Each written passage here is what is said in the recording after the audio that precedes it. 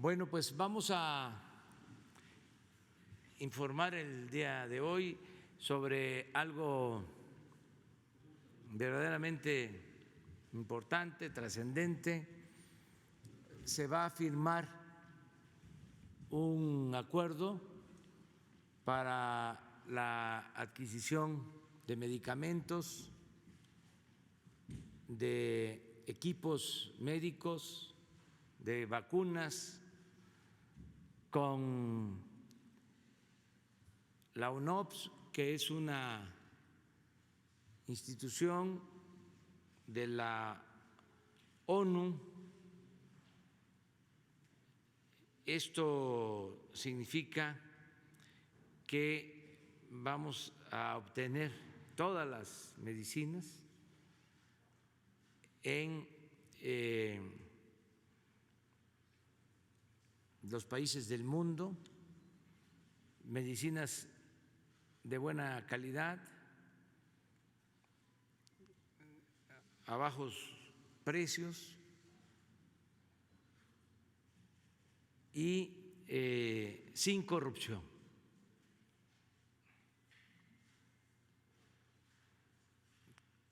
Vamos a resolver el problema de fondo del abasto de medicamentos, porque siempre han faltado los medicamentos. Se ha llegado al extremo de distribuir medicamentos adulterados que han causado hasta la muerte de personas, y hay pruebas de que ha imperado la corrupción en todo lo que tiene que ver con la compra de los medicamentos. A esos extremos se ha llegado. Se roban hasta el dinero de las medicinas. Entonces, nos llevó tiempo, pero ya se logró. Esto no se podía llevar a cabo porque no lo permitía la ley. Los intereses creados que manejaban este negocio no permitían que se compraran los medicamentos en el extranjero. Era un monopolio. Fíjense lo que son las cosas, las contradicciones, el doble discurso. Se habla de libre mercado, ¿no? Que el neoliberalismo es libre mercado, competencia, pero en los bueyes del compadre, siempre y cuando no perjudiquen los intereses de los favorecidos, de los predilectos, de los que hacen jugosos negocios al amparo del poder. Entonces, afortunadamente se reformó la ley, nos ayudaron los legisladores, se los agradecemos mucho, y ahora se puede hacer compras consolidadas de todos los medicamentos en donde se puedan adquirir, repito, con la calidad necesaria, a buen precio y sin corrupción. Agradecemos mucho a la ONU que nos está ayudando, y el doctor Jorge Alcocer va a informarles, lo van a hacer también los representantes de Naciones Unidas y también Marcelo Ebrard, y al final firmamos el contrato o convenio para que ya el pueblo de México sepa que se establece este mecanismo. Ayer hablé de que esto va acompañado de la creación en México de una distribuidora de medicinas, de equipo médico y de vacunas, una distribuidora para que los medicamentos, los equipos que se compren en el extranjero, al llegar al territorio nacional, sean distribuidos y lleguen hasta el más apartado pueblo, la más apartada comunidad del país, que no falten los medicamentos, así como llegan los refrescos embotellados, que lleguen los medicamentos. Entonces, para eso es esta empresa, porque no solo era la corrupción en la compra de los medicamentos, en las licitaciones, el pago exagerado por los medicamentos, sino también el sistema de distribución. No contaba el Estado con un sistema de distribución, no cuenta el Estado con un sistema de distribución de medicamentos. Todo era también mediante contratos con particulares. Y ese era además otro problema. Entonces estamos buscando resolver lo del abasto de los medicamentos de manera integral. Le doy la palabra al doctor Jorge Alcocer. Muchas gracias, señor presidente. Muy buenos días, saludo a todos, con gusto. En el gobierno de la Cuarta Transformación estamos empeñados en cumplir nuestro compromiso de que todas y todos los mexicanos cuenten con medicamentos, vacunas y atención médica. Pero sabemos que nuestro empeño aún es una promesa. Y es que no solo nos ha bloqueado esta epidemia, también y desde luego la corrupción de los gobiernos neoliberales que dejaron en el abandono al Sistema Nacional de Salud y sembraron desesperanza en la población. La Oficina de las Naciones Unidas de Servicios para Proyectos, UNOPS, es la mano operadora de las Naciones Unidas. Ayuda a implementar soluciones humanitarias de desarrollo, siempre de calidad, para mejorar y garantizar, entre otras acciones, el uso eficiente de los recursos. Uno de sus distingos es la agilidad y capacidad técnica con que se implementan los proyectos. Como ha anunciado el señor presidente, la compra consolidada en el extranjero hoy se implementa mediante la firma de un convenio cuyo objeto será brindar asistencia técnica en asesorar las licitaciones por parte de la UNOPS al Instituto de Salud para el Bienestar, para la implementación y para la adquisición de medicamentos e insumos para la salud y así cubrir las necesidades de abasto futuras. La transparencia en las licitaciones que llevan adelante estos organismos intergubernamentales cumplen con los más altos estándares, contribuyendo así a otro de los grandes objetivos de la presente administración, la erradicación de la corrupción que lamentablemente se ha instalado desde hace décadas en el país. Es importante aclarar que de las 3.643 claves que necesita el país, cerca de 2.000 pueden ser adquiridas a través de estos organismos internacionales. Es decir, la industria nacional no queda excluida, no le impide participar en los procesos de licitación que se llevarán adelante a nivel internacional por estos organismos. Sin embargo, solo podrán ser consideradas aquellas que cumplan con los altos niveles de calidad y honestidad que exigen estos organismos y desde luego nosotros. Para ello, el convenio tiene como anexo el listado de las empresas multadas e inhabilitadas por la Secretaría de la Función Pública y de aquellas que se encuentran en investigación. En fin, en el nuevo orden que se plantea, con este acuerdo, las prioridades cambian.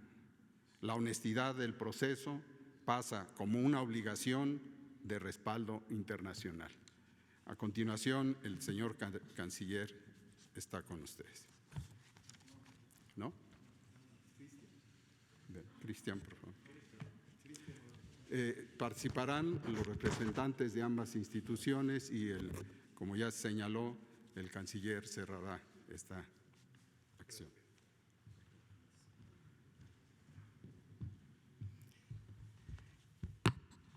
Señor presidente, secretario, canciller, señor director del INSABI, colegas, con su permiso.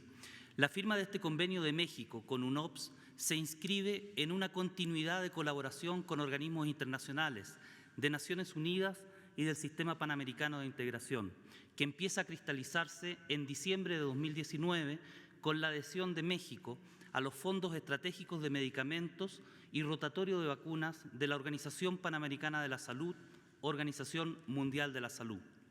Hoy día, con la Ley de Adquisiciones modificada, se puede pasar a la etapa operativa para garantizarle a todos los mexicanos y mexicanas, en particular a quienes más lo necesitan, el acceso a medicamentos, vacunas e insumos de salud pública seguros y de calidad, a precios más competitivos.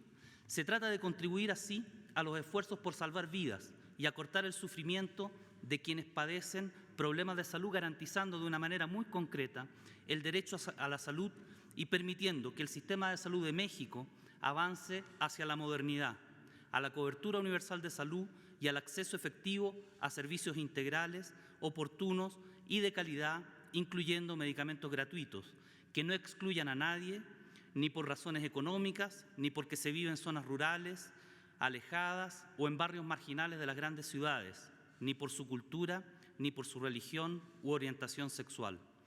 Los medicamentos y vacunas de la Organización Panamericana de la Salud son fondos que nacen del mandato de los países de la región de las Américas para facilitar el acceso a estos productos.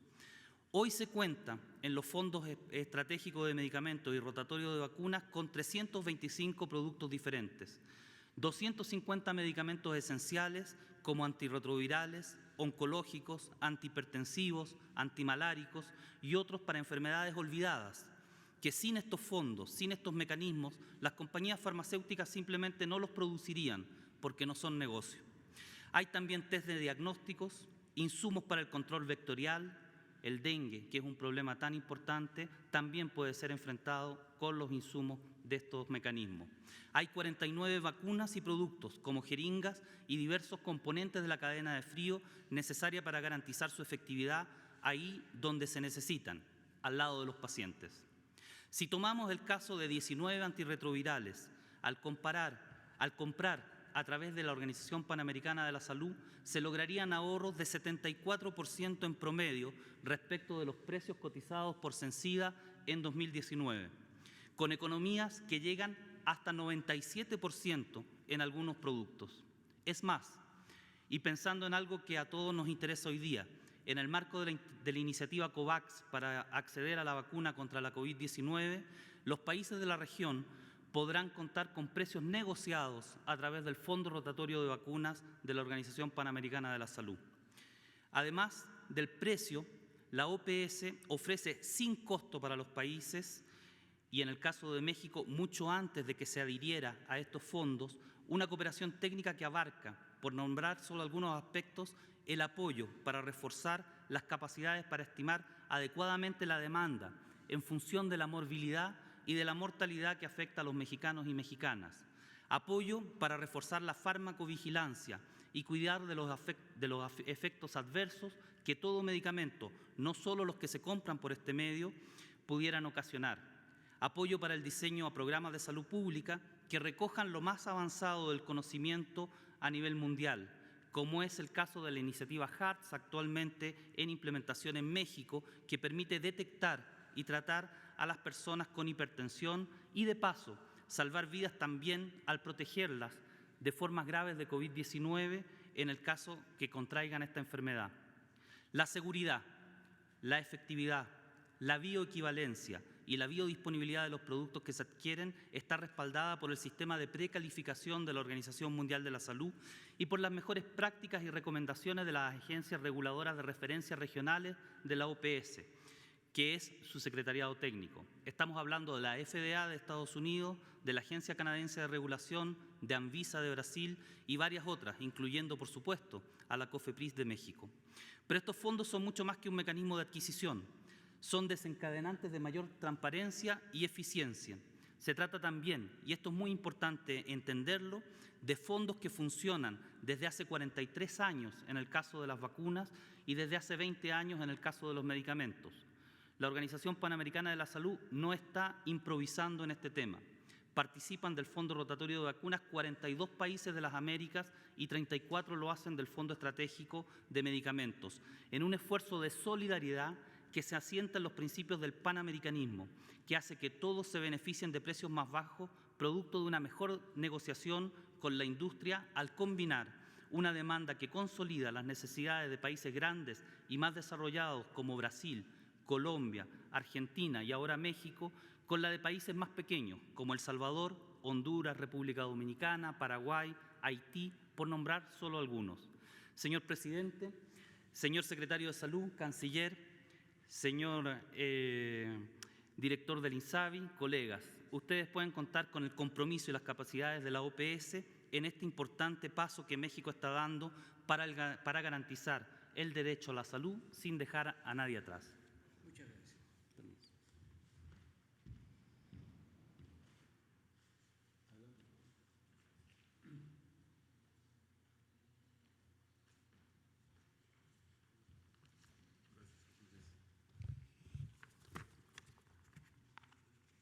Señor Presidente, señor Canciller, señor Secretario de Salud, señor titular del INSABI, señor representante de la OPS, representante de los medios de comunicación. En febrero de 2019, UNOPS ha firmado un acuerdo marco con el gobierno mexicano por conducto de la señora Gret Faremo, directora ejecutiva de la organización, y el señor Canciller Marcelo Ebrard. Ha sido un marco en las relaciones entre UNOPS y el gobierno mexicano y con ese punto de partida que nos encontramos hoy implementando varios proyectos en el país y hoy con este proyecto de extrema relevancia y magnitud para el Estado mexicano y el pueblo mexicano. Para los colegas de prensa, reiteramos que la UNOPS es un órgano de Naciones Unidas cuyo mandato principal son las contrataciones públicas transparentes y el gerenciamiento de proyectos, siempre bajo la perspectiva del desarrollo sostenible y el fortalecimiento de las capacidades nacionales. Con el acuerdo que firmamos en el día de hoy, pretendemos la planificación y gestión eficiente de la compra consolidada de los medicamentos. Y una primera fase, la gestión de la compra consolidada anual de medicamentos para el periodo 2021 y para los subsiguientes años se realizará un ejercicio de análisis, estimación de la demanda y planificación de los eventos de licitación también para ese periodo. Y siempre acompañado con un componente de fortalecimiento de las capacidades nacionales del país. Entre las actividades específicas tenemos la consolidación de la demanda con el INSABI, la estimación del presupuesto. Estas fases preliminares, pre-licitación, son tan relevantes o inclusive más importantes que la propia licitación en sí. Estaremos trabajando con el INSABI y con las demás dependencias del país para que esta demanda sea consolidada de la mejor forma posible. Eso permitirá mejores economías de escalas en las compras. También una investigación de mercado que sea amplia y profunda. No una investigación de mercado solamente para cumplir con una etapa del rito del proceso de adquisición. No, una investigación de mercado sustantiva, amplia y profunda para mapear el mercado y a partir de ahí implementar la estrategia de adquisiciones. Las estrategias de licitaciones también haremos con el gobierno mexicano. ¿Por qué solamente una licitación? Podemos hacer más de una licitación por agrupamiento de claves. Eso permite que se pueda hacer las licitaciones de forma más célere e ir atendiendo las demandas del Estado mexicano. También reuniones informativas con el mercado, total transparencia. Luego, las bases de licitación, amplia publicación de las bases de licitación a nivel nacional e internacional en los medios oficiales de Naciones Unidas y en las mejores y buenas prácticas de divulgación de licitación. Trabajaremos en la conducción de las licitaciones, evaluación de las ofertas, y quisiera mencionar un dato que pienso que es importante. De acuerdo con el sistema de adquisiciones de UNOPS, hay la posibilidad de, antes de la adjudicación, entrar en un proceso de negociación con la oferta de menor precio que se presente en la licitación. Porque, señor presidente y demás autoridades, la oferta de menor precio no significa necesariamente que es el precio de mercado. Y eso, efectivamente, con estas herramientas que tenemos, esto nos permite negociar cuando aplicable para que el precio llegue al punto de equilibrio correcto. Tenemos un observatorio regional de precios de medicamentos en 21 países que nos permite referenciaciones de precios. Esta referenciación de precios nos va a ayudar tanto en la fase de investigación de mercado cuanto en la evaluación de las ofertas. ¿Qué buscamos con este convenio? Lograr los 4 principios de licitación de UNOPS: integridad, transparencia, competencia efectiva y mejor valor del dinero.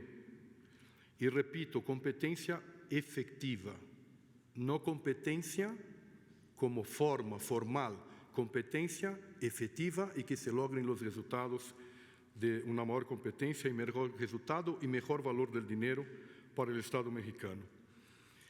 UNOPS va a trabajar conjuntamente con el Estado mexicano para, con eso, lograr una gestión pública más justa y equitativa, con mejor rentabilidad del gasto, hacer más con menos. Vamos a poner todos los recursos de la organización a disposición, operativos, recursos humanos, nuestras capacidades, certificaciones. El reto es muy grande, pero estamos seguros que vamos a lograr. Y, señor presidente, en el día de ayer, en coordinación con el INSABI, también se ha incluido en el convenio el material de curación junto con los medicamentos. Finalmente, en nombre de la señora Grete Faremo, directora ejecutiva de UNOPS, en nombre del señor Fabricio Feliciani, director regional de UNOPS para América Latina, y en mi capacidad de director de México, agradecer una vez más la confianza depositada en el trabajo de UNOPS, de usted, del señor canciller y de las demás autoridades del país. Muchas gracias.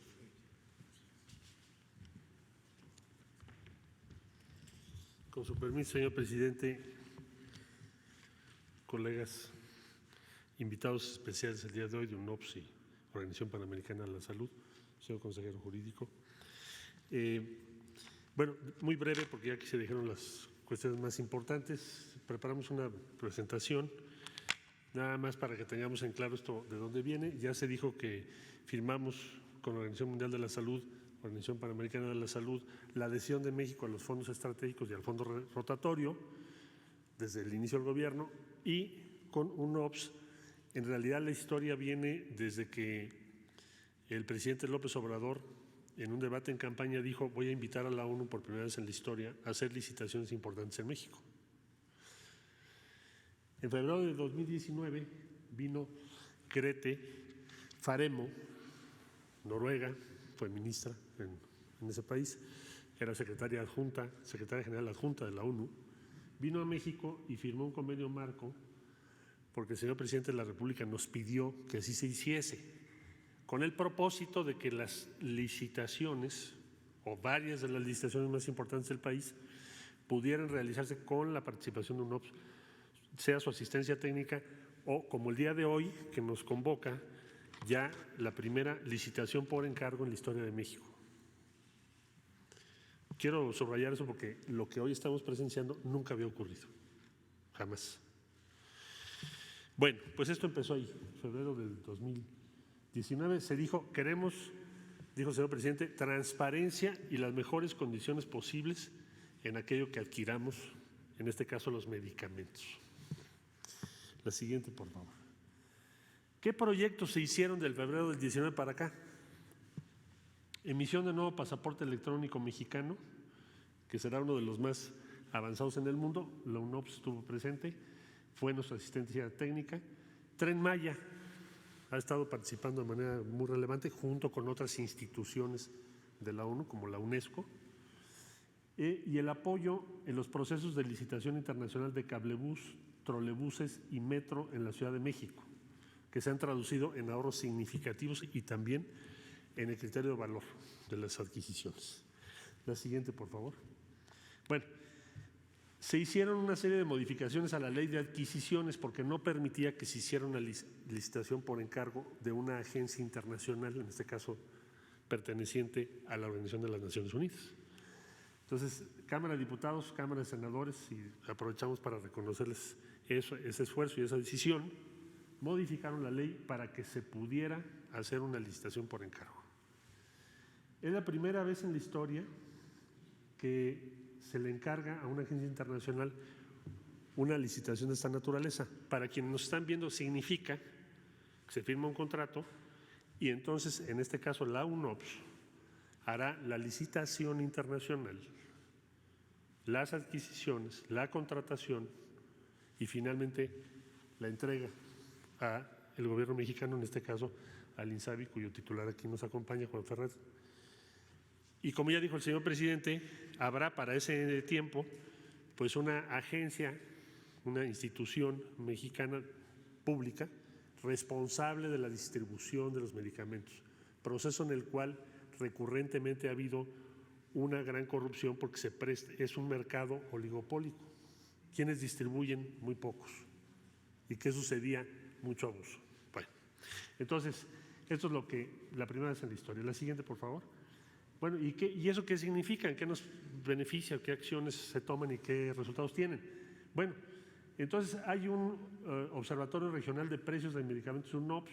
Esto va a significar, ya lo explicó Fernando hace un momento, igual que lo hace la Organización Panamericana de la Salud, ellos hacen el estudio de mercado más completo del mundo. O sea, ninguna agencia del mundo, sea de un país o sea privada, tiene el alcance de una institución de la Organización de las Naciones Unidas. Cubren todos los países del mundo. Entonces, el estudio de mercado que vamos a tener no lo habíamos tenido en el pasado. La gestión pública permite acceder a medicamentos con estándares internacionales para que tengamos el mejor uso del gasto posible. Es decir, lo que se va a invertir signifique el mayor valor posible para nuestro país, para los contribuyentes que son los que están pagando esta operación, para comprar los medicamentos y los materiales de curación. Asegurar el abastecimiento, eso es muy importante. O sea, el pedido que se está haciendo es todo lo que vamos a necesitar en 2021 y así sucesivamente en los años subsecuentes hasta el 2024. Esto es la siguiente, por favor. Entonces, mediante el acuerdo que se firmó en diciembre del 19 con la Organización Panamericana de la Salud y en términos generales la Organización Mundial de la Salud, México participa en los fondos rotatorios de vacunas y en el Fondo Estratégico de Medicamentos e Insumos de Salud Pública. Ya lo explicó aquí nuestro colega de la Organización Panamericana de la Salud. Esto significa que también esa organización va a participar para garantizar que estos objetivos se cumplan. Entonces, tenemos el mejor equipo posible. El mejor equipo del mundo es el que va a trabajar con México y por México. La que sigue, por favor. Bueno, sintetizo. Primera vez en la historia una licitación por encargo, es decir, la Organización de las Naciones Unidas busca, valora, adquiere y entrega. Es un cambio de raíz. Se rompe la inercia de los oligopolios acostumbrados a imponer todo tipo de sobreprecios y abusos que ya describió el señor presidente. Se rompe. Segundo, vamos a tener el valor más alto por el dinero que se va a invertir por parte de México. Entonces, licitación por encargo. Son 3,643 claves.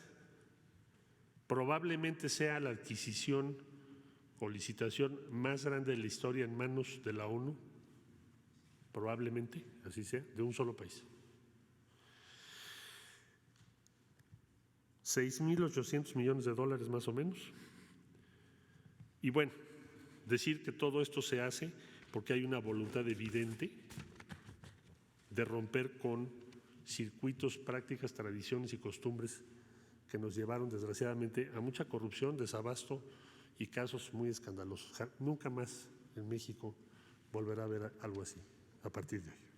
Muchas gracias. Pues le pedimos al consejero jurídico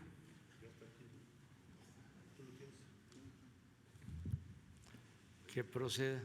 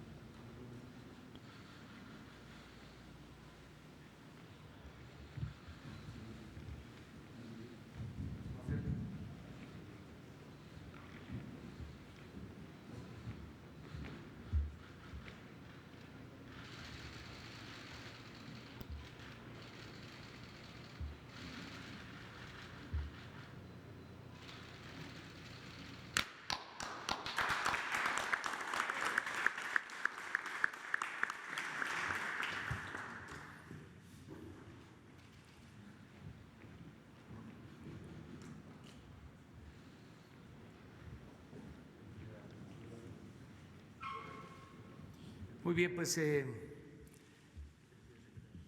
esto es lo que se acaba de convenir, que es, como decía al principio, un hecho histórico. Vamos a abrir para preguntas. Gracias, presidente. Buenos días.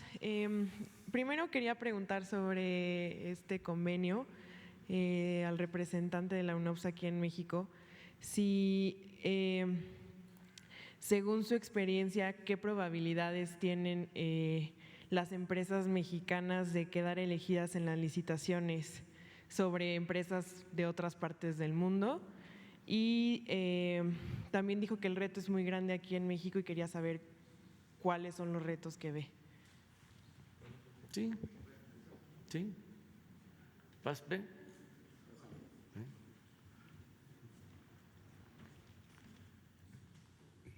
Las licitaciones serán públicas internacionales. Licitaciones públicas internacionales significa que están abiertas en igualdades de condiciones al mercado nacional y al mercado internacional. Obviamente que estaremos en coordinación con el país para adoptar y establecer los requerimientos de participación en estas licitaciones, los criterios de elegibilidad para participar de las licitaciones, pero son licitaciones públicas abiertas e internacionales. Y nosotros siempre, con UNOPS, sabemos que las licitaciones públicas internacionales, el mercado responde. Eso es muy importante. El mercado responde adecuadamente. Nosotros pensamos y entendemos que vamos a poder tener la mayor cantidad de claves adjudicadas en lugar de claves desiertas. Entonces, en ese sentido, lo que le puedo decir sobre esta comparación de empresas nacionales o internacionales, los criterios de elegibilidad serán acordados con el gobierno, pero igualdad de participación y, obviamente, garantizando la seguridad, la bioseguridad y la calidad de los medicamentos y el menor precio.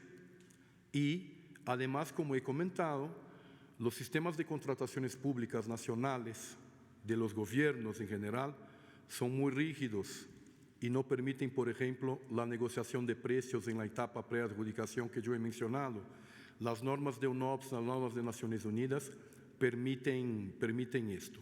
Sobre los retos del proceso en general, es lo que nosotros ya hemos diagnosticado y lo que ha mencionado el señor presidente, el señor canciller, es lograr la desconcentración de los proveedores, por eso que hemos dicho la competencia efectiva, y también de que no necesariamente la oferta de menor precio es el menor precio. Eso se tiene que hacer una referenciación, hacer un análisis de mercado, y en esta etapa de negociación se puede inclusive trabajar con los proveedores de que se haga una reducción cuando hay el punto de equilibrio. Obviamente nosotros sabemos el reto, el desafío, pero entendemos que las herramientas que tenemos están a altura de este reto. Presidente, a usted quería preguntarle si pudiera darnos más detalles de lo que dijo hace 3 días, de que AMSA le va a regresar al gobierno $200 millones de la planta de agronitrogenados, porque hay fuentes de la empresa que han negado esto. Sí, mire, en el caso de el señor Lozoya y en otros casos,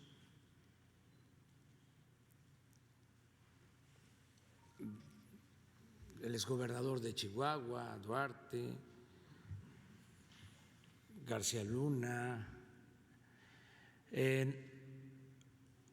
no solo es hacer justicia, que no haya impunidad, sino también recuperar bienes del pueblo de México, bienes de procedencia ilícita. Entonces, nos interesa 3 cosas en todos estos casos. Desde luego son las instancias correspondientes las que tienen que actuar, la Fiscalía sobre todo. Nos interesa primero que se conozca la verdad, que el pueblo sepa sobre el modo operandi, la forma en que saqueaban al país o cómo se daba la impunidad, cómo llegamos a extremos de que se hacían estos negocios arriba sin recato, o cómo se llegó al extremo de que la seguridad pública estaba en manos de García Luna, que tenía un acuerdo con una de las bandas del crimen organizado. Entonces, por eso, la verdad, para que no haya repetición. Primero. Lo segundo, el castigo a los responsables, que no haya impunidad. Y lo tercero, recuperar lo que se sustrajo de la hacienda pública, del presupuesto, que es dinero del pueblo. En el caso del señor Lozoya, hay una operación que se llevó a cabo, que fue la compra de la empresa de fertilizantes. Se estima que hubo un sobreprecio, se pagó de más. Se estima que se pagaron de más alrededor de $200 millones. Esto lo tiene que revisar la Fiscalía y se tiene que ver auditorías y se tiene ya estudiado el caso. esta planta la compró el señor Ancira, mejor dicho, la vendió el señor Ancira.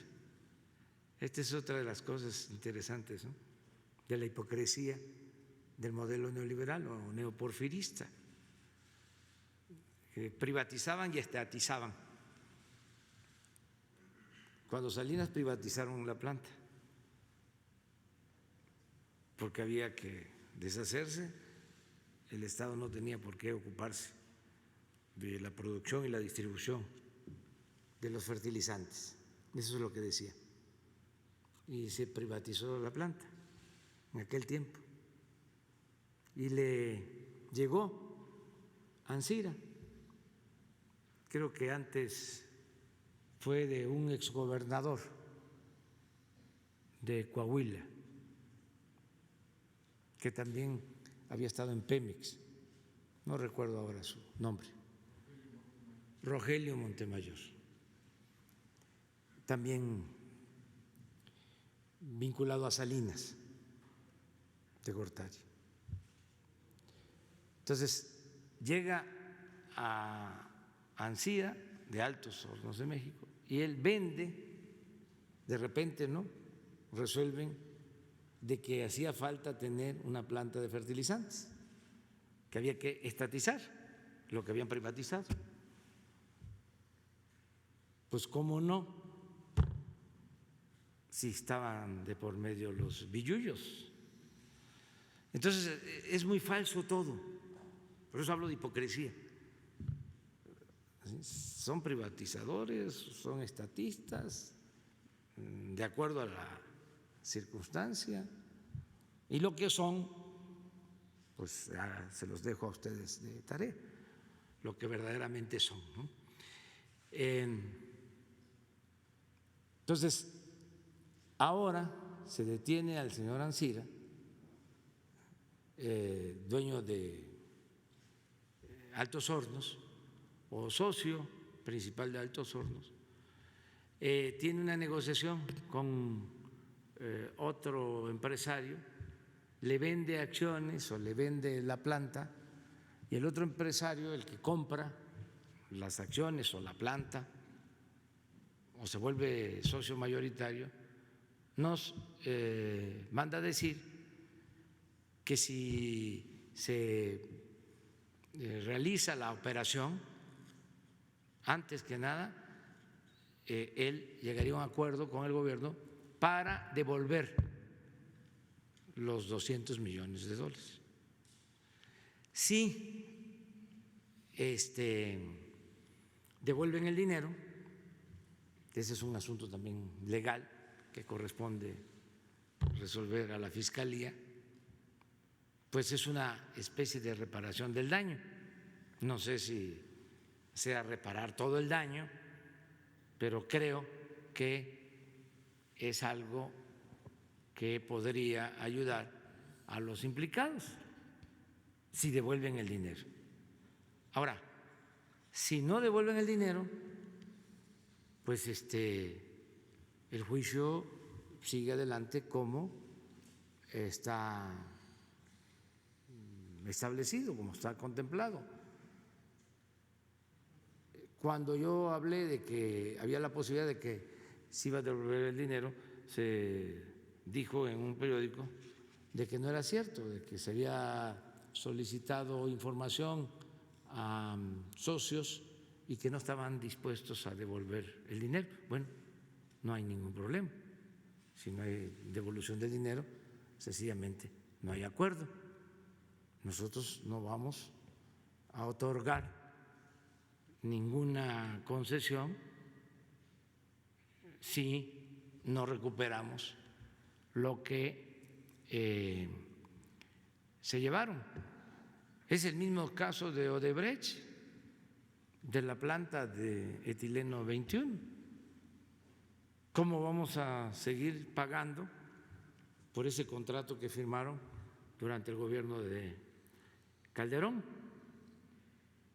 que obliga a dar un subsidio de hasta el 40%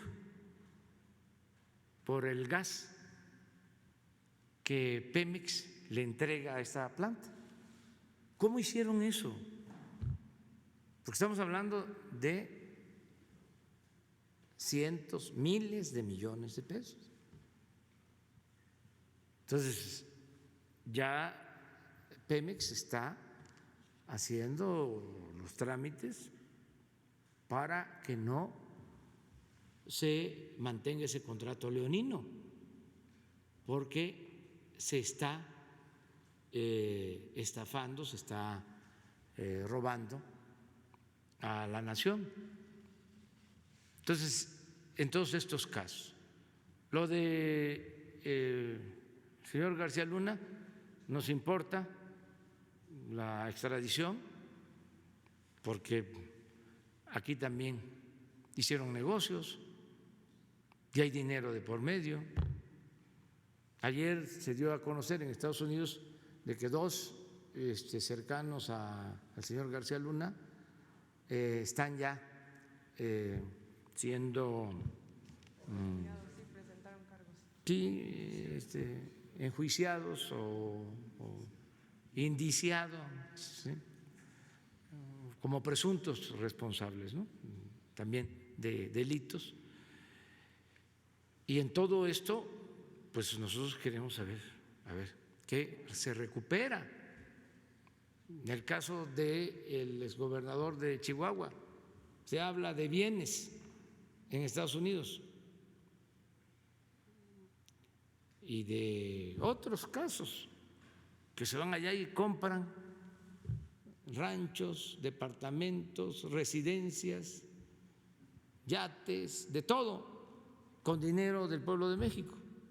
Y allá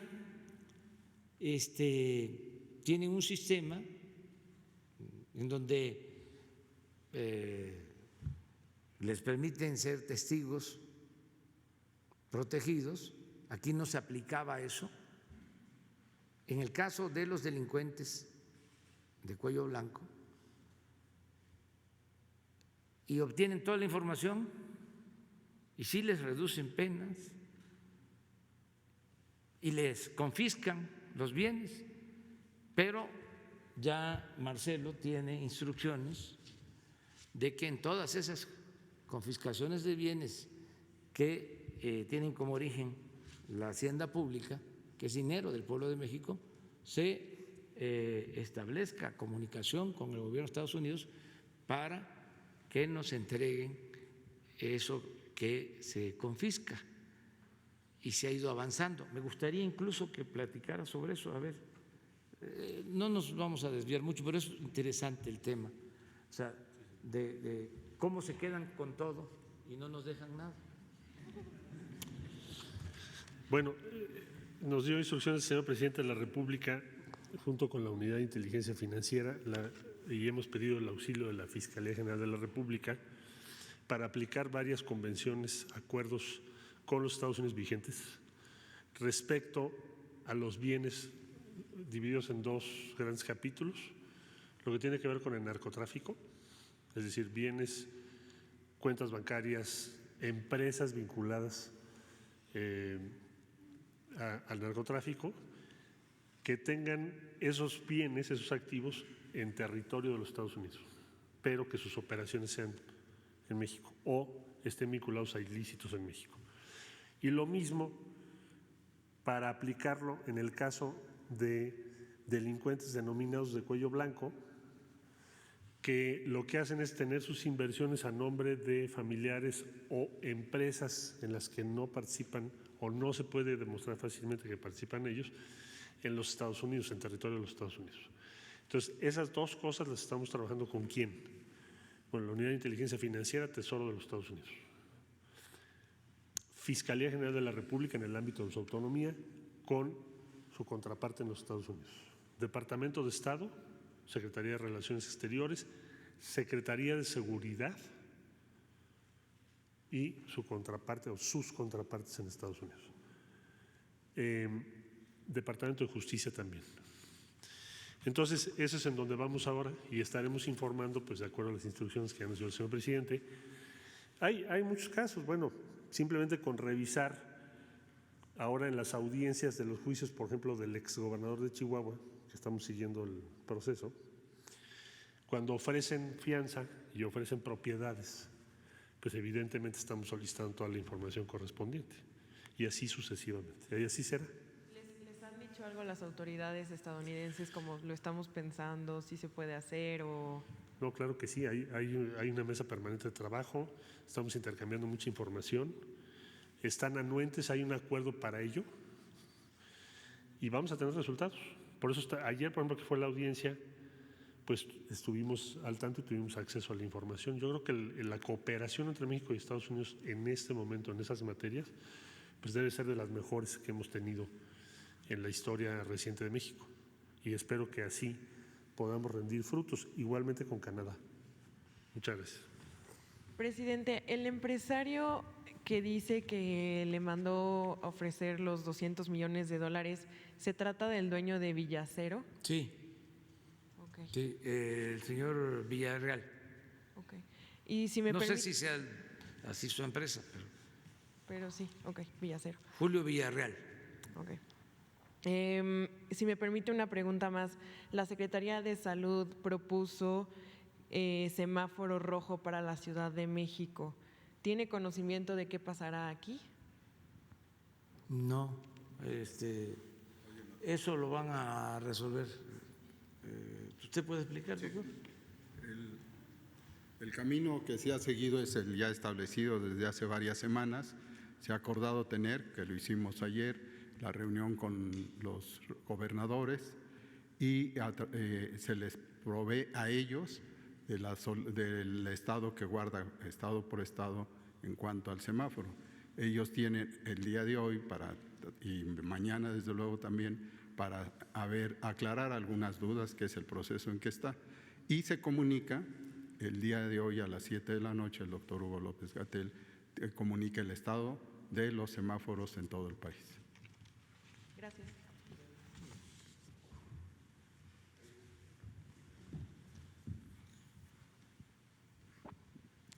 Muy buenos días, presidente y funcionarios que lo acompañan. Ramón Flores, el corresponsal de Contrapeso Digital. Presidente, el día de ayer el expresidente Felipe Calderón dio unas declaraciones desafortunadas en un foro que participó en Venezuela por internet. En ese foro dijo textualmente que él estaría a favor de un levantamiento armado para derrocar a las dictaduras en Latinoamérica e incluso dijo que usted no está en sus cabales. Y así como el expresidente, hay otro líder de un movimiento que dice que tiene 28 kamikazes para hacerse explotar en la Cámara de Diputados o la de Senadores. Presidente, mi pregunta es, con estos planteamientos que están haciendo el expresidente Calderón y un líder de un movimiento, ¿no es momento que los llame ya la Secretaría de Gobernación a la cordura? ¿O cuál es su opinión, presidente, respecto a estos llamados que están haciendo estos personajes? Pues como diría Calimán, serenidad y paciencia. Pues sí, porque el pueblo está pidiendo una opinión de usted, señor presidente. Porque… Sí, pero mire, no voy a engancharme en un debate, en una confrontación. Hay de parte de nuestros adversarios, de los conservadores, mucho nerviosismo, también utilizando un dicho de mi pueblo, por algo será. Entonces, lo mejor es no caer en ninguna provocación y cada quien es responsable de sus actos.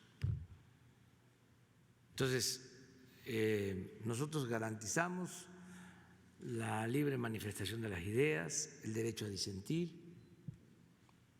y las libertades. Ya la gente pone a cada quien en su lugar, en su sitio. El pueblo de México es un pueblo muy consciente, muy avispado. Es, ya lo he dicho, un ejemplo mundial. Es de los pueblos con menos analfabetismo político en el mundo.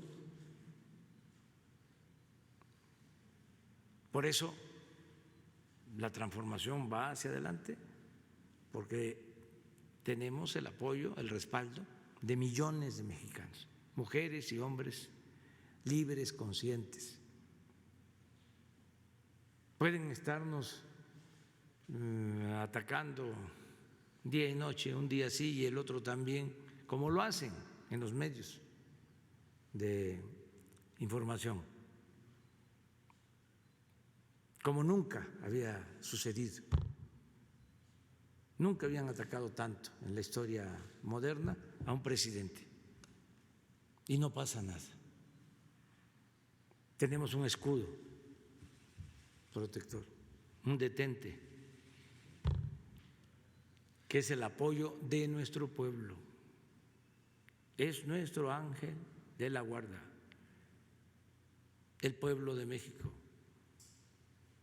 Entonces, por eso resistimos y vamos hacia adelante, y el único compromiso es con la gente, no fallarle al pueblo. Lo que me dijo cuando iba a tomar posición, que iba yo así a la Cámara de Diputados y un joven en bicicleta se me acercó y me señaló: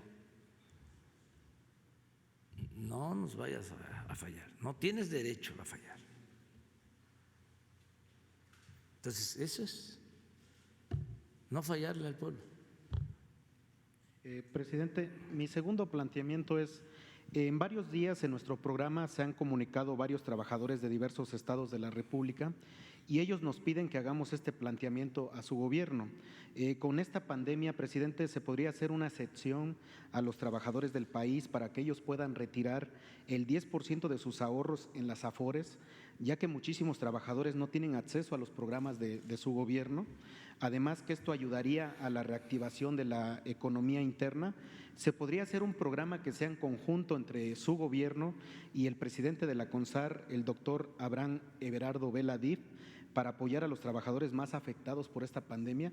Ellos lo único que piden es que se pueda hacer un programa para que ellos puedan retirar el 10% de sus ahorros en las AFORES, que se haga como una excepción, pues, porque con esta pandemia, pues, ellos están sufriendo los estragos porque ya llevan más de 90 días sin laborar, se les han acabado sus ahorros. ¿Qué nos podría decir al respecto? Bueno, que se analice la propuesta. Le voy a pedir al secretario de Hacienda que vea si se puede y si es en favor de los trabajadores, si les ayuda. O sea, hay que analizarlo. Retomamos lo que estás planteando, sí, con Jesús, y a ver qué nos dice el secretario de Hacienda. O sea, si es posible y si beneficia realmente a los trabajadores y si se puede legalmente llevar a cabo, ¿no?, esta acción. Muy bien. Y luego tú, los dos. Gracias.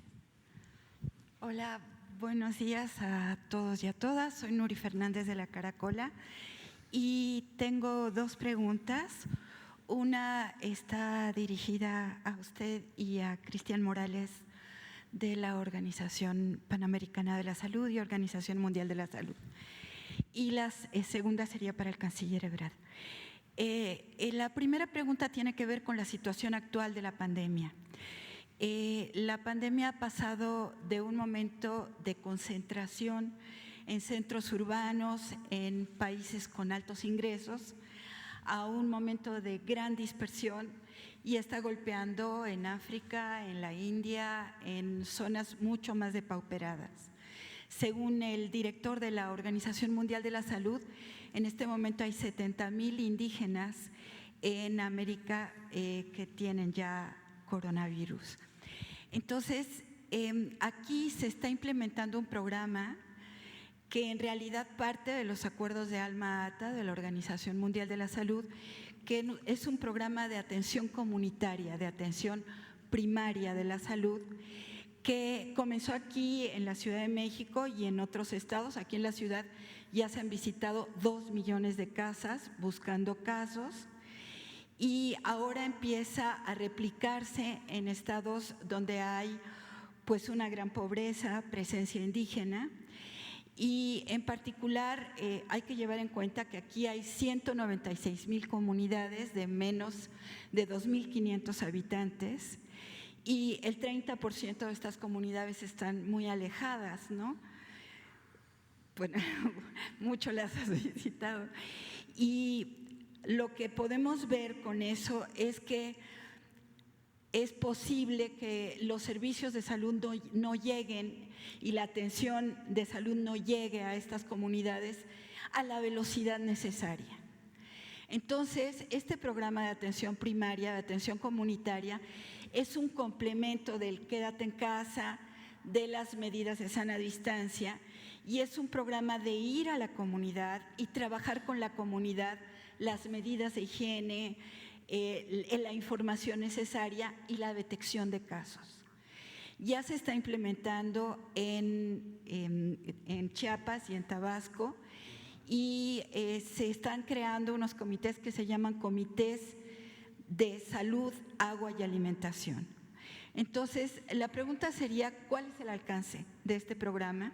Si va a ser un programa para todos los lugares que lo necesitan ya, porque pensemos en Oaxaca, Guerrero, pues todo el centro de la República y la presencia otomí, por ejemplo, el norte, los rarámuris, los yaquis, ver el alcance del programa, y por otra parte ver si este programa va a tener un impacto en la política de salud después.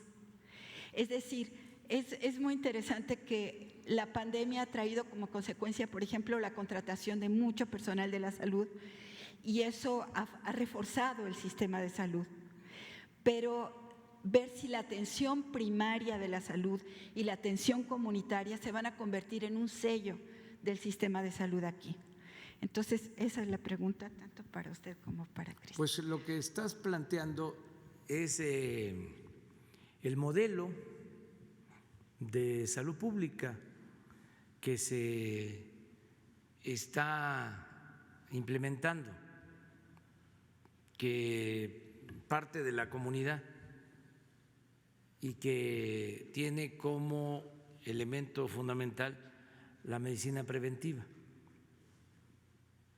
todo lo que es la educación para la salud, es de abajo hacia arriba, es procurar que no se enferme la gente, que no apostemos solo a curar, sino a que no se enfermen las personas, la prevención. Hay un modelo que bastante consolidado, que es el del IMSS Bienestar.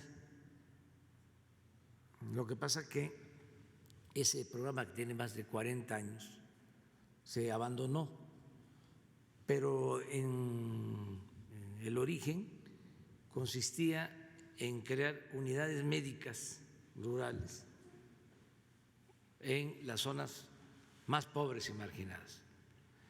Una unidad médica rural, pero esa unidad médica no solo contaba o cuenta con un médico, con auxiliares, con enfermeras, ¿sí?, sino también ahí se constituía un comité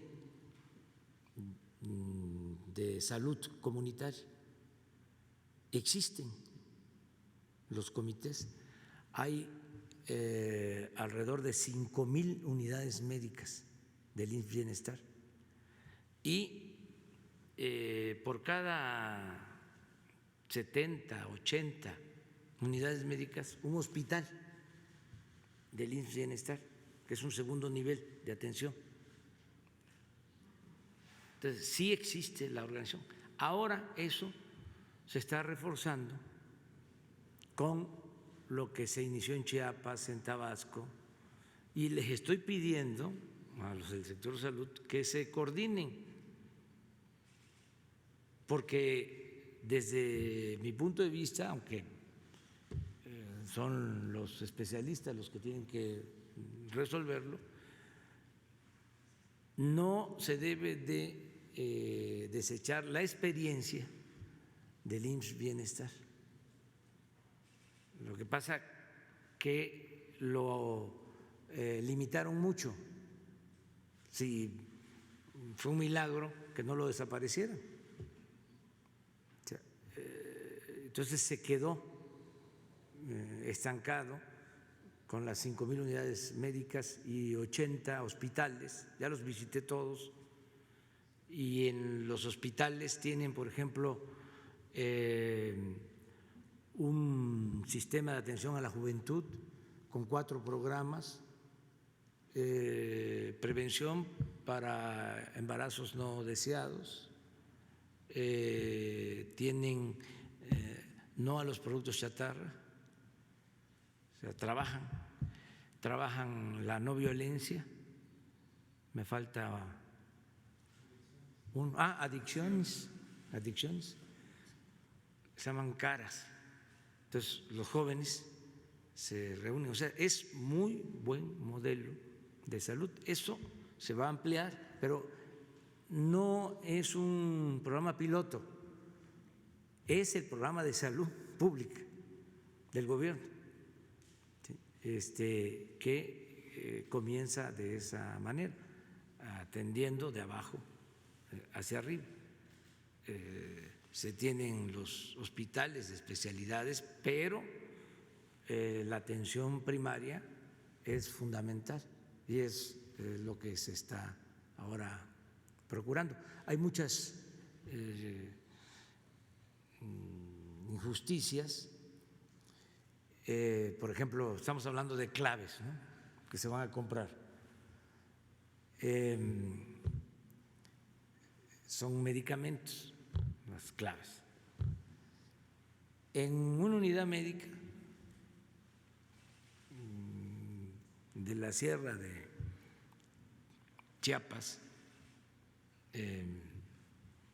allá en Motocintla, El Porvenir, o en Chihuahua, la Sierra Tarahumara, tienen derecho a 120 claves, nada más, en una unidad médica. Sí, tenían, pero quién sabe, doctor, porque estamos en proceso.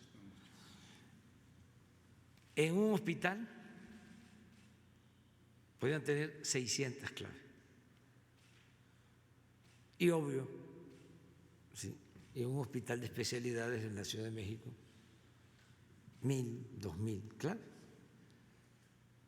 O sea, ¿por qué no todos los medicamentos? ¿Por qué abajo, donde está la gente, el menor número de claves o de medicinas o medicamentos? Entonces, todo eso se está revisando con el nuevo modelo. Pero es muy buena tu pregunta. No sé.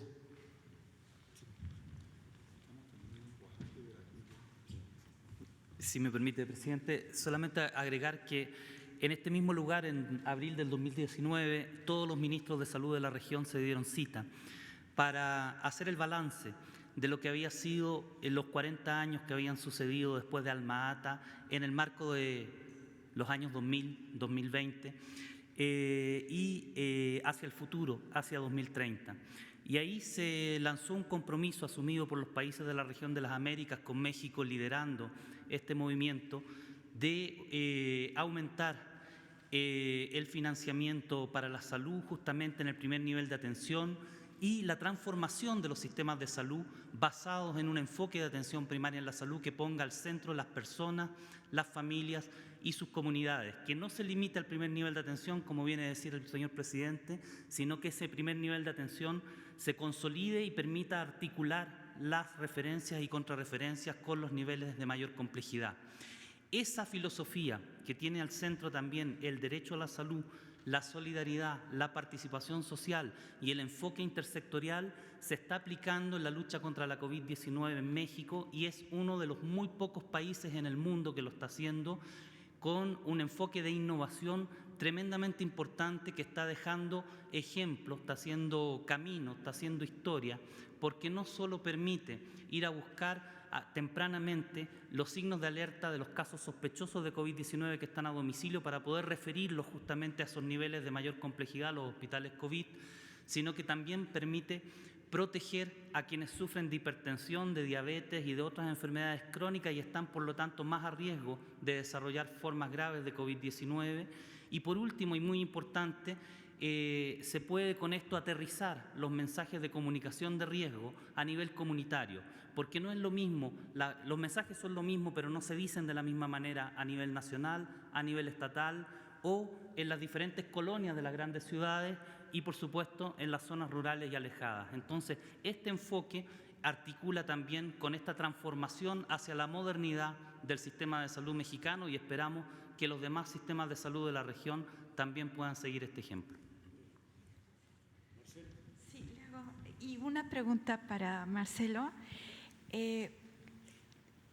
Hace unos días, no sé si fue una conferencia de prensa o una declaración conjunta con el canciller chino en el sentido de las vacunas y se hizo un compromiso por parte de China para que si ellos llegan a tener ya la vacuna, va a ser de alcance generalizado, no va a tener un costo.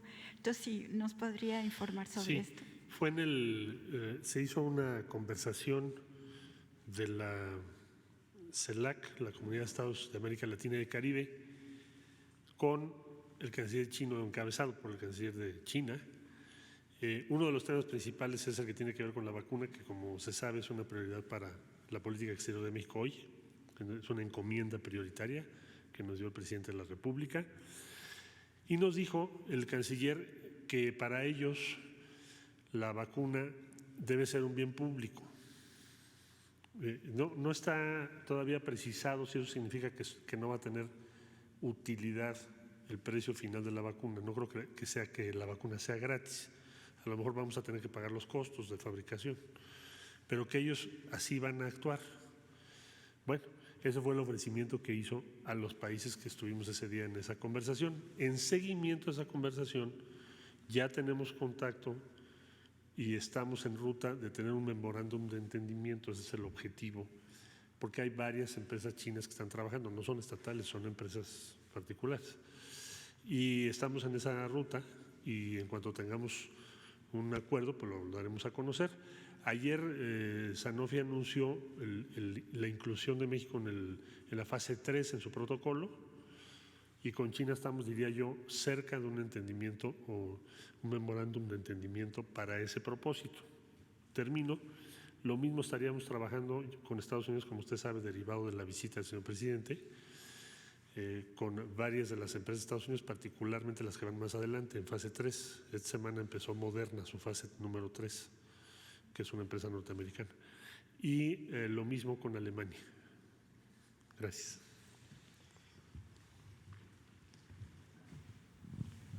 Gracias, presidente. Esteban Durán, de Expresión México. Con relación a los dos personajes que usted comentaba, presidente, que estaban muy cercanos a Genaro García, refiriéndome a Luis Cárdenas Palomino y Ramón Pequeño García, ya se están haciendo investigaciones aquí porque ellos fueron señalados por el Departamento de Justicia de Estados Unidos. También hay algún blindaje dentro de la corporación que está manejando el secretario Alfonso Durazo sobre el personal que está ahí también muy cercano a él, está blindado, dado de que si él se va porque él quiere ser gobernador, ¿qué tipo de blindaje se le brindaría a la corporación? para evitar que haya alguna infiltración por parte del crimen organizado o que los elementos que estén ahí pues incurran en corrupción, como lo hicieron estos personajes que están muy cercanos a Genaro García Luna, presidente. Y ahorita le hago otra, por favor. Bueno, tengo información de que sí la Fiscalía está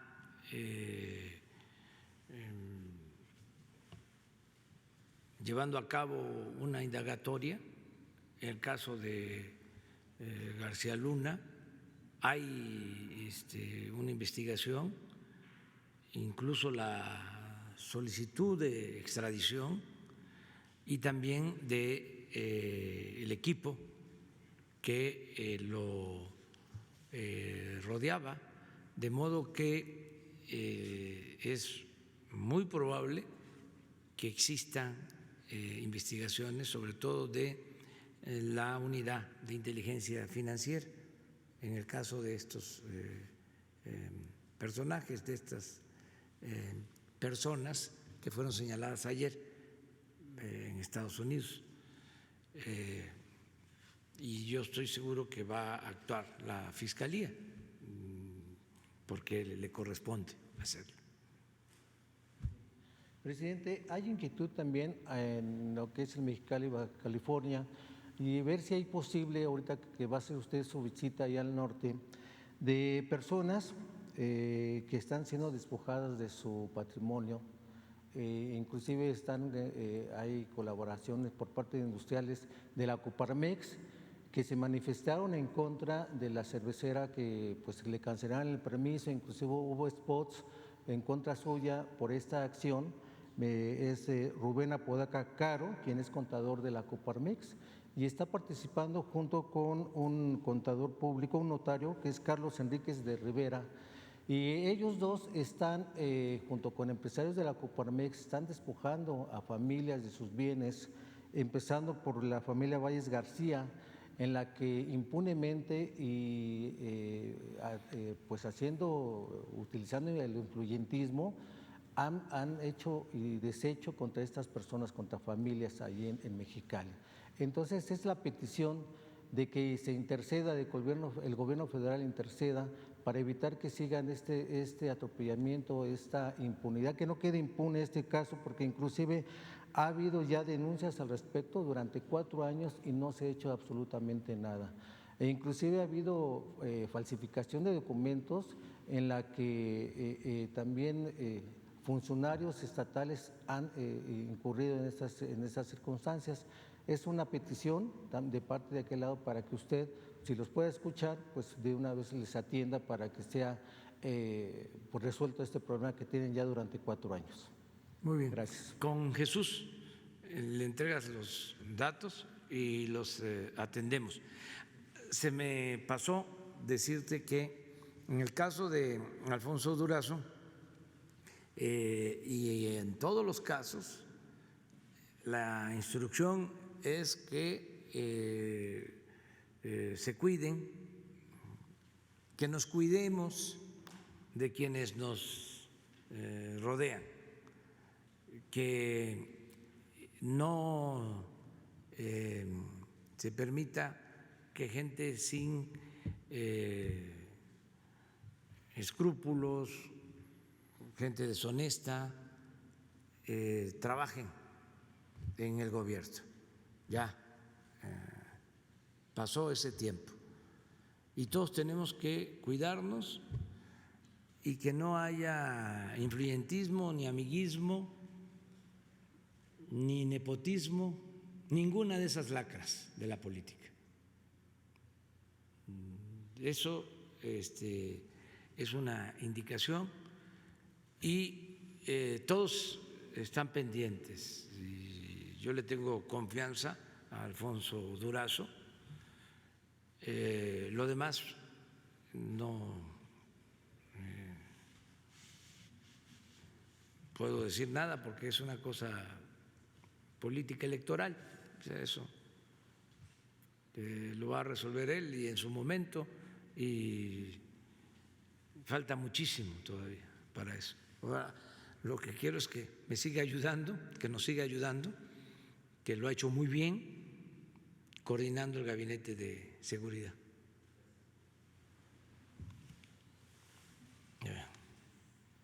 Pero alguien atrás había, a la compañera, luego la compañera. ¿Sí? Gracias, presidente. Buenos días a todas y a todos. Lisbeth Álvarez, reportera del diario Basta y Grupo Cantón. Presidente, pues ya varios funcionarios, desde directores y secretarios, han renunciado en su administración a la 4T. La pregunta sería, ¿los funcionarios que se han ido no han entendido que su gobierno está rompiendo con los moldes tradicionales para acabar con la corrupción? ¿Los que renunciaron no entendieron de fondo qué es la cuarta transformación? Esa sería mi primera pregunta y una segunda, si me lo permite. Gracias. La mayoría está trabajando con mucho entusiasmo. Esta es una oportunidad histórica. Es, en efecto, hacer historia. Estamos viviendo un tiempo interesante. Hay veces que transcurren los años, décadas, siglos, y no pasa nada, no se mueve nada.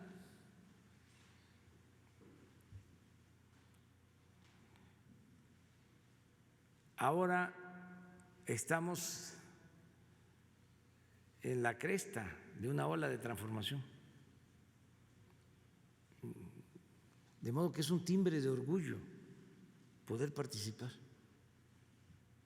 en un gobierno que está buscando llevar a cabo un cambio de fondo, un cambio verdadero, una transformación.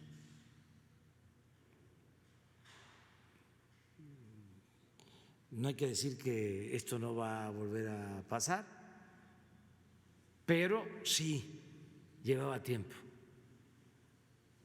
sin ponerse en práctica una transformación pacífica, pero profunda. Se está haciendo a un lado al antiguo régimen de injusticias, de corrupción, de privilegios. Estamos creando algo totalmente nuevo. Ya no es el camino trillado de siempre, ya es una nueva forma de hacer política. Es el establecimiento de la democracia, del verdadero Estado de Derecho, del respeto a las libertades, de la justicia. Ya el gobierno no está al servicio de un grupo, de una minoría, está al servicio de todos. Ya se separó el poder económico del poder político. Ya el gobierno representa a ricos y representa a pobres, representa a los que viven en el medio rural, a los que viven en la ciudad, de todas las clases sociales, de todas las preferencias sexuales, de todas las corrientes de pensamiento. Entonces sí es una transformación. Por eso no se van, porque no es mucho tampoco la paga. Hay quienes podrían estar ganando más y sin embargo han aceptado el plan de austeridad. Ahora hay una disminución de los sueldos por la pandemia, una colaboración, una contribución voluntaria de todos. Y hay entusiasmo y están muchos participando. Los que se han ido, algunos, muy pocos, los puedo contar con los dedos de la mano, se han ido porque no están de acuerdo con el proyecto nuestro. O sea, eran más partidarios del modelo neoliberal y han hecho bien porque es honesto. O sea, hay una actitud sincera, hay honestidad intelectual, honestidad política, decir, no estoy de acuerdo, yo no creo en la austeridad republicana, no creo que el principal problema de México sea la corrupción, no creo en que por el bien de todos primero los pobres, no creo que el Estado deba de participar o promover el desarrollo, no creo que se debe de garantizar el derecho a la salud con atención médica, con medicamentos gratuitos. Parece mentira, pero hay quienes no están de acuerdo con eso. No creo en que se atienda a los jóvenes. ¿Cómo estar becando a los ninis? Es todo un pensamiento. Entonces, si no se cree en eso, si no se está de acuerdo, pues entonces no hay por qué estar participando en un gobierno como el nuestro. Pero afortunadamente la mayoría está consciente de que necesitamos cambiar las cosas en el país como se está haciendo. Mi segunda pregunta es en cuanto a la próxima celebración del Grito de Independencia. Bueno, ya los conservadores están presionando pues, para que usted lo cancele. Mi pregunta es, ¿por qué ese acto que representa la independencia de México no debe dejar de cumplirse, de celebrarse? ¿Qué trascendencia le ve usted más allá de lo que representa un protocolo? ¿Piensa usted incluir algún mensaje especial en la ceremonia por los millones de víctimas de la pandemia por COVID? Sí, es que tenemos que estar recordando siempre a los fallecidos por la pandemia, siempre, y siempre externando nuestro pésame a sus familiares, todo el tiempo. ¿Sí? Vamos a estar pendientes y también reconociendo la labor de los médicos, de las enfermeras, que están padeciendo ya de mucha fatiga, porque son muchos días, y sin embargo ahí están salvando vidas. Entonces tenemos que estar reconociéndolos en estos actos de la independencia. Son actos también para reconocimiento de médicos, de enfermeras y recordar a los fallecidos y abrazar y externar nuestro sentir, nuestro pésame a sus familiares. O sea, no son actos protocolarios como eran antes. ¿Qué se sabía de Hidalgo? Pues nada más que había convocado a abolir la esclavitud, ¿sí? Que había luchado por la independencia, hasta ahí. Pero Hidalgo fue un luchador social excepcional, bueno, el primero en proclamar la abolición de la esclavitud, ¿sí? Que dio su vida por eso. ¿Cómo nos vamos a olvidar de los padres de nuestra patria? Así querían los neoliberales, que se cancelara la historia, que no nos acordáramos de los fundadores de nuestra gran nación. Era el fin de la historia. Por eso quitaron desfile, ya no se conmemoraba el 20 de noviembre, tan importante, el llamado de Madero a derrocar a la dictadura porfirista para liberar al pueblo de México, la gran revolución social del mundo. Entonces, ¿cómo vamos a olvidar? Pues, bueno, sana distancia, ya hablamos ayer, ¿cómo puede ser el grito? Se transmite con medios, puedo salir al balcón, tocar la campana,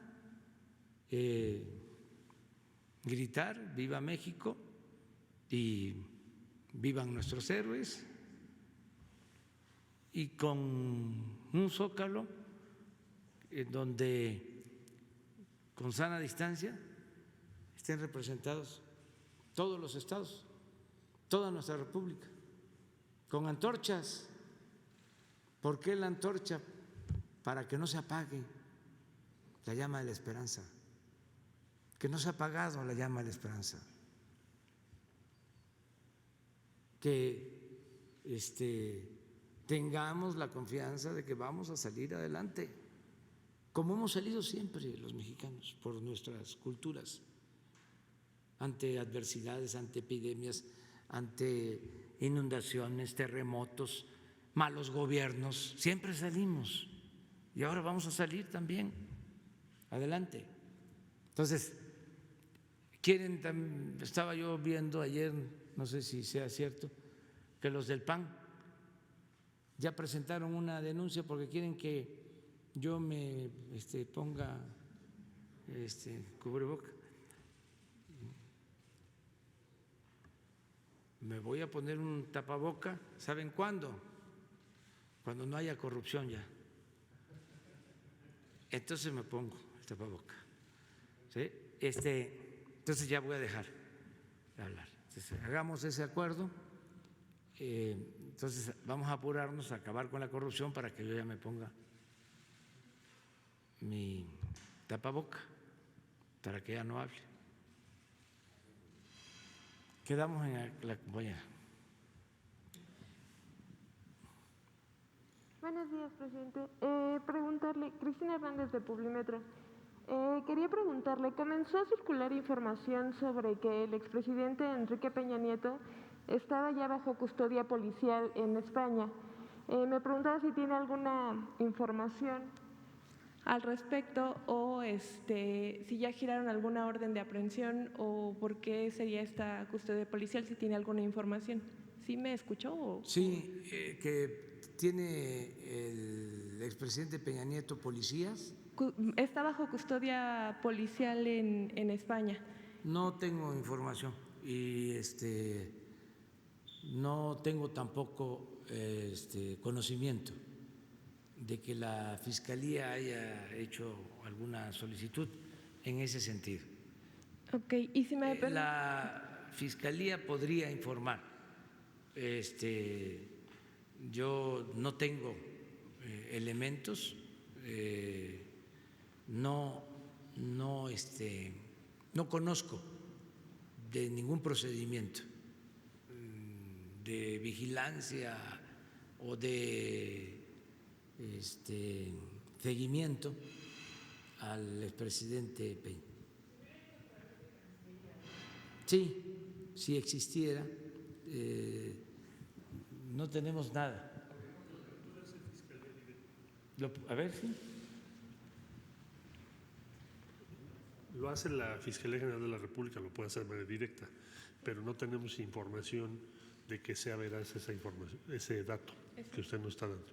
Okay. En este momento no tenemos ese dato. Muchas gracias. Y si me permiten otra pregunta, sobre esta primer encargo de medicamentos, ¿no?, hacia el extranjero, ¿qué tipo de medicamentos son o para qué enfermedades se va a dar prioridad, por ejemplo, para las mujeres con cáncer que vinieron a manifestarse hace unas semanas, para los niños con cáncer que, habían sufrido de este desabasto, de esta esta problemática o para qué, si sabe para qué para todos los medicamentos. Enfermedades son en específico. Y, todos.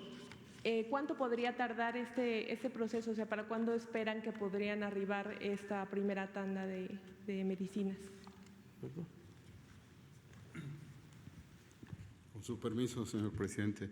Como ya señaló el presidente, es para todas las enfermedades.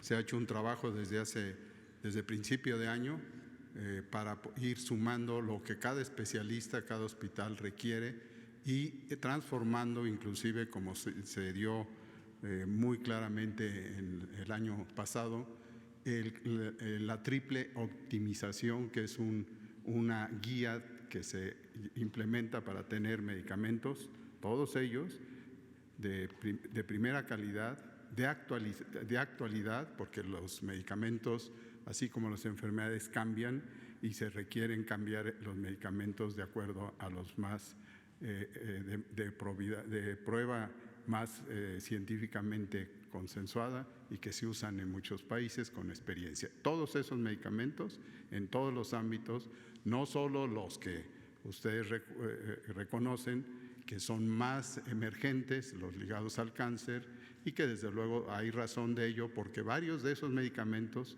se han suspendido en su producción y ha aumentado esta situación de no contar con ellos debido pues a las condiciones de la pandemia que limitaron varios caminos para ello. Pero en conjunto esto ha sido en cada grupos focales de expertos que continúan en las diferentes áreas de la salud de México, que está esto integrado en el nuevo compendio de medicamentos, que ya no es cuadro básico, sino es un compendio de medicamentos que se ejercita día con día en cada uno de los hospitales para irlo mejorando. Y le agrego, buscando, y ahora lo vamos a tener con una mayor seguridad, un costo bajo que nos ayude a tener esto como un camino que va a ser universal en México, que es cumplir con el derecho para la salud.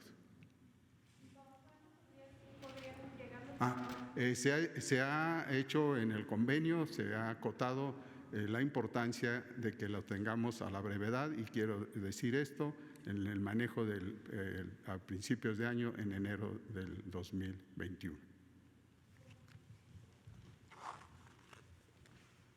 Sobre tu pregunta, es muy importante comentar que estamos tratando, y es una convocatoria, un exhorto, un llamamiento muy respetuoso a los organismos de la ONU para que tengamos las medicinas lo más pronto posible, que se inicien los procesos de adquisición la semana próxima. Tenemos los recursos y como se trata de organizaciones pues de mucha confianza, estamos dispuestos a entregar por adelantado el dinero que se requiera. Todo esto para ganar tiempo, como lo hemos venido haciendo, pero verlo como algo urgente. Vamos a estar constantemente. Ya queremos tener los primeros medicamentos, las primeras entregas en México. Ya está el contrato, ya tenemos el dinero, ya se decidió tener la distribuidora. En tanto se lleva a cabo la compra de los medicamentos, terminamos de montar de crear la distribuidora y lo más pronto posible. Ese es un asunto. Para que no se vaya el tiempo y además que no tengamos que seguir comprando a precios elevados. ¿Qué hacían? Porque hasta hablaban de compra consolidada. Habían dos vicios, ¿no? Cuando menos. Uno, que se hacían las convocatorias, que el representante de la ONU habló sobre la competencia, ¿sí? Pero era una competencia fingida, pactada. Ahora queremos que sea una competencia real. Bueno, ganaban siempre las mismas empresas. 3 empresas se llevaban casi el 70% de la compra de medicamentos. 3 empresas.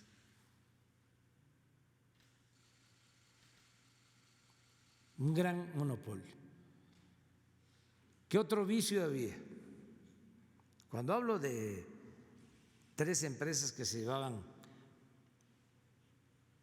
el 70%, estoy hablando de alrededor de 60,000 millones de pesos. 3 empresas. Eso no es posible. Eso es hasta violatorio a la Constitución. Lo segundo, licitaban y se declaraban desiertas la mitad de las claves. ¿Para qué? Para que las que quedaban desiertas se pudiesen comprar sin licitación y a precios elevadísimos. Por eso es muy importante este convenio. Que el gobierno ya no va a comprar, compra la ONU con toda la transparencia. Sí, un porcentaje. Se está arreglando o ya se decidió. ¿Cómo? OPS lo tiene claro. Sí, ¿cuánto es? Es 1,25%. 1.25% de lo que resulte, de lo que compre. Entonces, sí es muy importante lo de tu pregunta porque sí nos urge ya que llegue. Estas empresas también montaron toda la campaña de que no había abasto y que faltaban los medicamentos para los niños con cáncer, porque era una red de componendas, de complicidades, de corrupción, que tenía que ver hasta con los medios de información, con algunos, no con la mayoría, para no generalizar. Pero era una campaña constante, acusándonos, porque querían que se mantuviese el mismo sistema de corrupción. Por eso este es un día importante, esta decisión que hemos tomado, y es en beneficio de los mexicanos, o sea, son las medicinas para curar al pueblo. Entonces, ¿qué vamos a estar aceptando chantajes? De nadie. Por eso es buena la decisión. Yo les propongo que nos quedemos hasta lo que hemos tratado y que el lunes vamos a estar acá. Ya el martes sí va a ser en Tepic, entonces el lunes nos vemos. y agradecerle mucho a los dos representantes de los dos organismos de la ONU. Y este es un día, repito, muy importante para la salud del pueblo de México, para garantizar el derecho a la salud al pueblo de México. Muchas gracias. Lunes. Sí.